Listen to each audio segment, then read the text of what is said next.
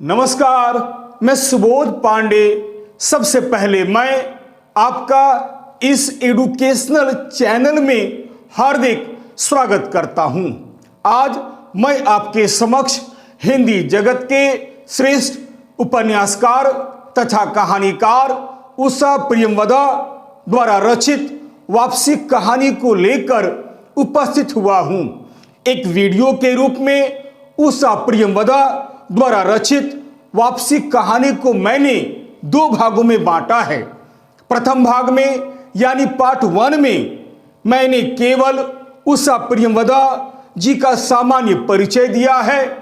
फिर इसके बाद उनके द्वारा रचित वापसी कहानी का सार या सारांश या कथानक या कथा वस्तु को प्रस्तुत किया है। जबकि दूसरे भाग में यानी पार्ट 2 में यानी इस वीडियो में मैं केवल उषा प्रियंवदा द्वारा रचित वापसी कहानी के उद्देश्य और नामकरण या शीर्षक की सार्थकता पर अपने विचार को व्यक्त करना चाहता हूं।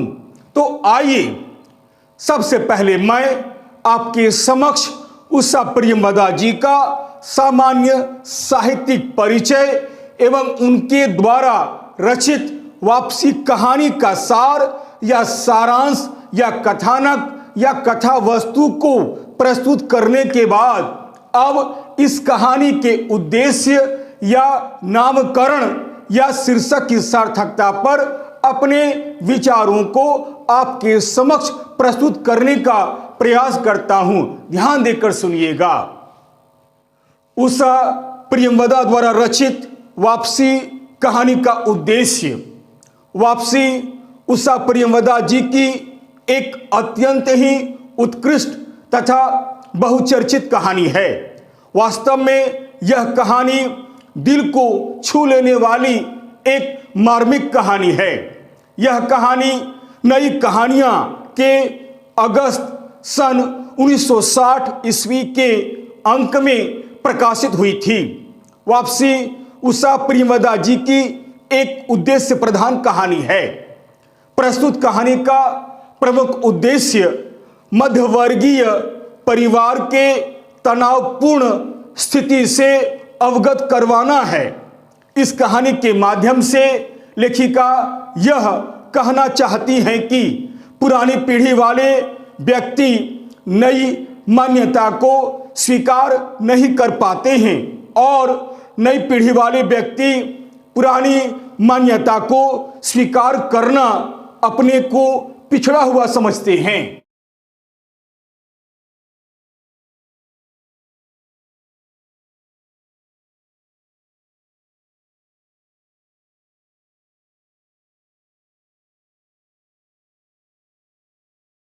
परिणाम स्वरूप नई और पुरानी पीढ़ी वाले लोगों के बीच तनाव उत्पन्न होता है।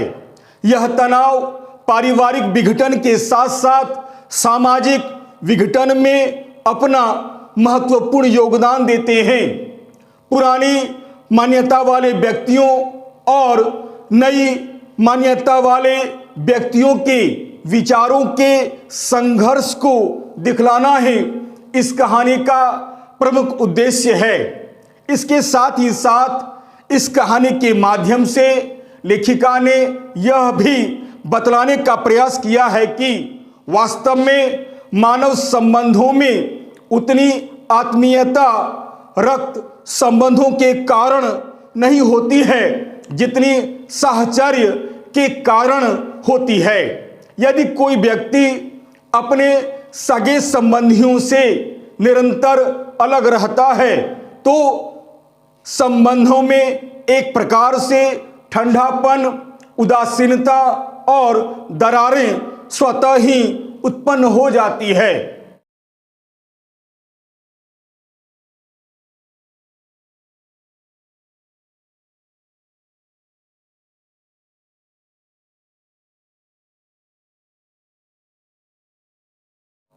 गजाधर बाबू जो इस कहानी के प्रमुख पात्र हैं उनके साथ भी यही होता है।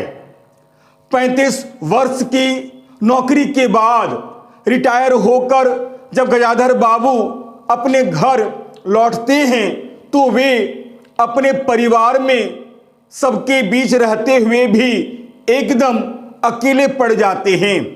कहने का अर्थ यह है कि उनके इसी अकेलेपन के कारणों को दिखलाना मध्यवर्गीय परिवार में उत्पन्न होने वाले तनाव एवं उसके दुष्परिणामों को दिखलाना ही इस कहानी का प्रमुख उद्देश्य रहा है। अतः वापसी उषा प्रियंवदा द्वारा रचित एक उद्देश्य प्रधान कहानी है।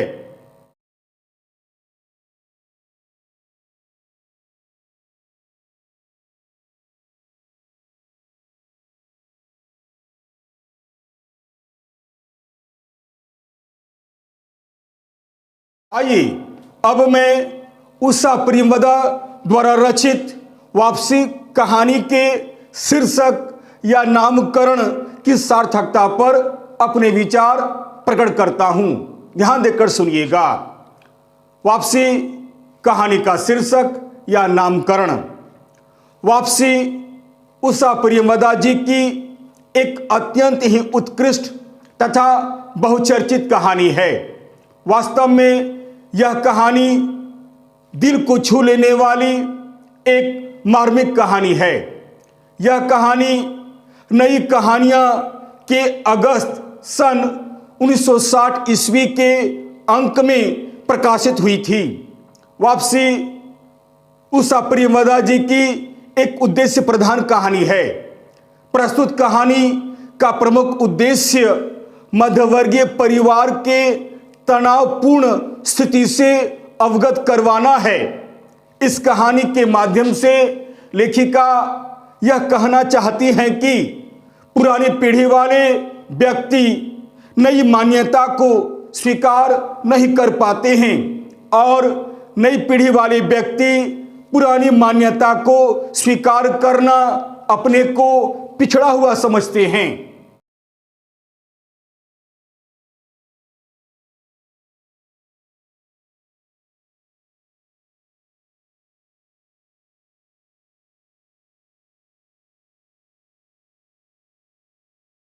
परिणाम स्वरूप नई और पुरानी पीढ़ी वाले लोगों के बीच तनाव उत्पन्न हो जाता है।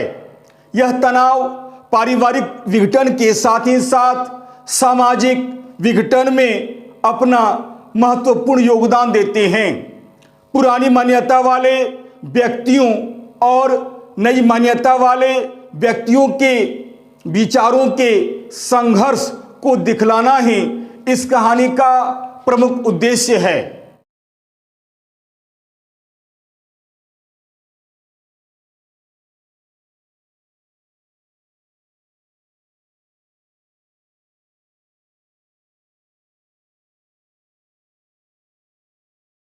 शीर्षक या नामकरण की दृष्टि से उषा प्रियंवदा कृत वापसी एक अत्यंत ही सफल एवं उत्कृष्ट कहानी है। लेखिका ने इस कहानी का नामकरण या शीर्षक अत्यंत ही सोच समझकर रखा है, क्योंकि इस कहानी के शीर्षक को पढ़ते ही पाठक की समझ में यह बात स्पष्ट हो जाती है कि प्रस्तुत कहानी में अवश्य ही किसी न किसी व्यक्ति की कहीं से वापसी होती है।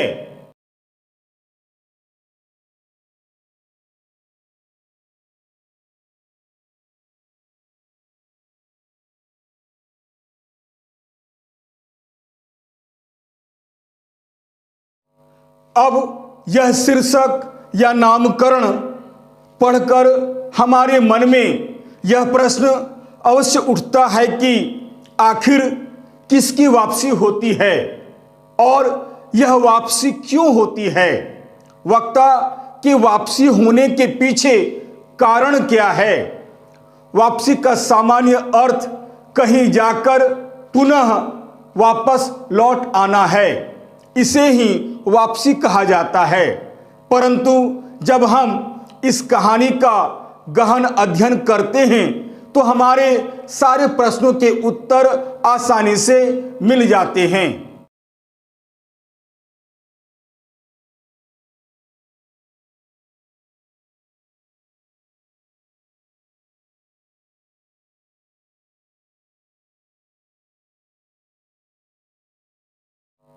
गजाधर बाबू 35 साल तक रेलवे की सेवा यानी नौकरी करने के पश्चात सेवा निवृत्त हुए। वर्षों क्वार्टर में रहने के बाद आज उन्हें रेलवे का क्वार्टर छोड़ते हुए बहुत कष्ट हो रहा था, परंतु प्रसन्नता इस बात की थी कि अब रिटायर होने के पश्चात वे अपने परिवार के साथ रहेंगे। पत्नी, बेटा बेटी, बहू, पोते पोतियों के बीच अब वे रहेंगे। एक तरह से उनके मन में अतृप्त असीम उल्लास नाच रहा था। गणेशी उनका सामान बांध रहा था। रिटायर होने पर घर जाने की खुशी में गजाधर बाबू अपने कस्बे के सेठ रामजी की मिल में मिली नौकरी को यूं ही केवल परिवार वालों के बीच रहेंगे यह सोचकर छोड़ देते हैं।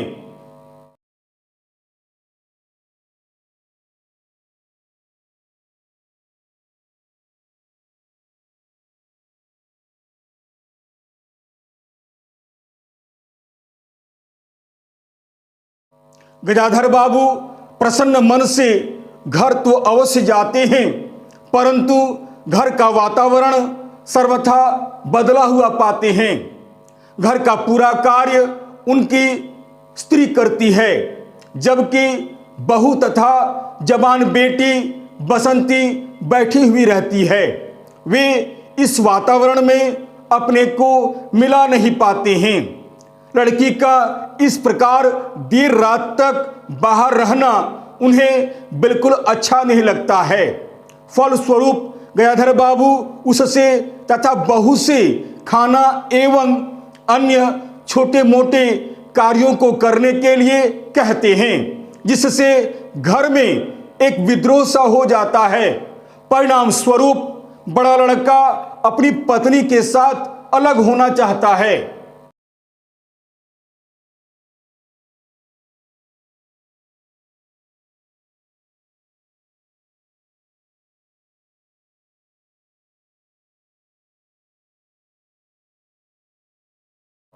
गजाधर बाबू यह समझ नहीं पाते हैं कि आखिर घर में कैसे परिवर्तन लाएं।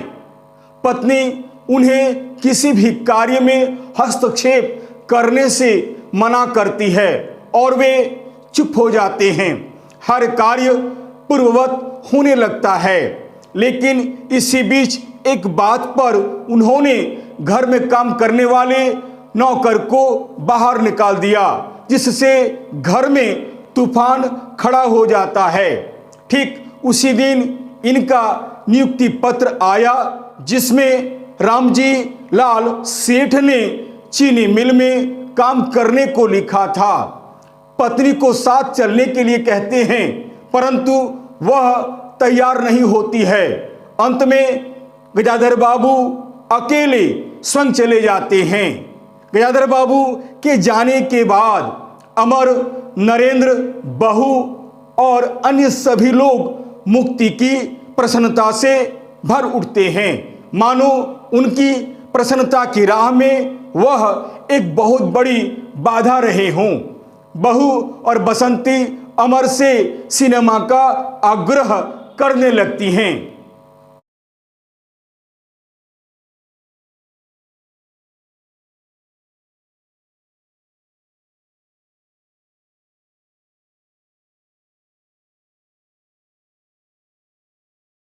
अतः कहानीकार उषा प्रियंवदा जी ने कथानक को दृष्टि में रखकर ही इस कहानी का शीर्षक या नामकरण वापसी रखा है, जो प्रत्येक दृष्टि से सार्थक, प्रभावशाली, रोचक और युक्ति संगत है।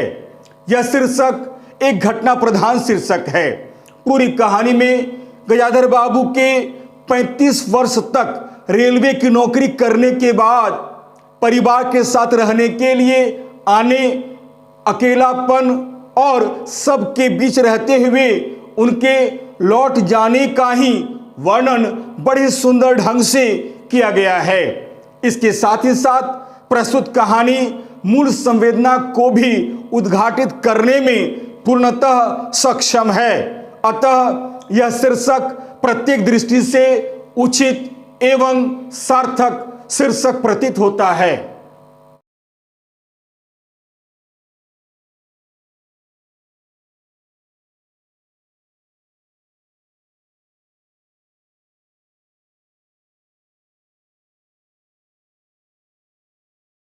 यदि आपको यह वीडियो अच्छा लगता है तो इसे लाइक अवश्य करें। अपने सगे संबंधियों के बीच भी इसे शेयर करना बिल्कुल नहीं भूलें। साथ ही साथ मेरे चैनल को सब्सक्राइब करना बिल्कुल नहीं भूलें। याद रखिएगा, मेरा यह चैनल एक एजुकेशनल चैनल है। मैंने इस चैनल का निर्माण विद्यार्थियों के हित को ध्यान में रखकर ही किया है। अतः लाइक, शेयर और सब्सक्राइब करना बिल्कुल ही भूलिएगा।